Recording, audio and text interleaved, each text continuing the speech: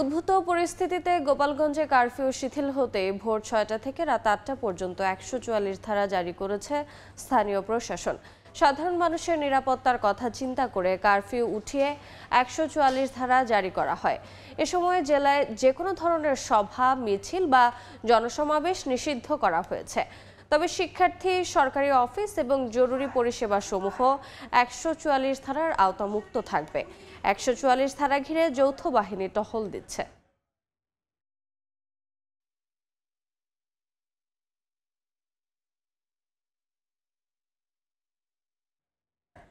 এ বিষয়ে বিস্তারিত জানাতে গোপালগঞ্জ থেকে সরাসরি যুক্ত হচ্ছেন সহকর্মী জয়ন্ত শিরালী। সরাসরি যাচ্ছে তার কাছে। শুরুতেই জানিয়ে রাখি, কারফিউ শিথিলের পরে কিন্তু গোপালগঞ্জে সকাল ভোর ৬টা থেকে ১৪৪ ধারা জারি করা হয়েছে। এই ১৪৪ ধারা জারি থাকবে রাত ৮টা পর্যন্ত। এরই মধ্যে কিন্তু সকাল 10টায় এইচএসসি পরীক্ষা শুরু হয়েছে। আমরা এখানে এইচএসসি পরীক্ষার্থী যারা রয়েছেন তাদের অভিভাবকদের সাথে এখানে কথা বলেছি।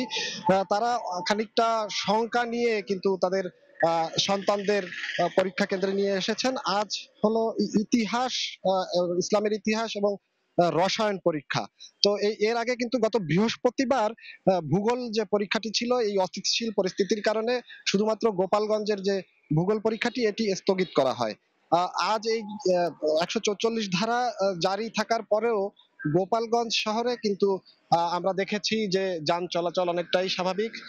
সাধারণ মানুষ, খেটে খাওয়া যারা মানুষ রয়েছেন তারা কাজে কর্মে বেরিয়েছেন, কিন্তু তাদের মধ্যে একটি চাপা আতঙ্ক সেটি কিন্তু বিরাজ করছে আমরা দেখেছি।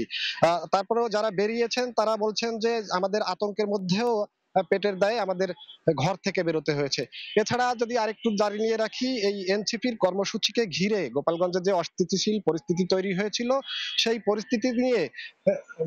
পরিস্থিতি নিয়ে 4টি মামলা হয়েছে এ পর্যন্ত। এই মামলায় ৩,০০০-এর উপরে আসামি করা হয়েছে এবং গ্রেপ্তার হয়েছে ২৭৪ জন। তো গোপালগঞ্জ থেকে এই ছিল আমার কাছে সর্বশেষ পরিস্থিতি। সরাসরি যুক্ত ছিলাম গোপালগঞ্জে।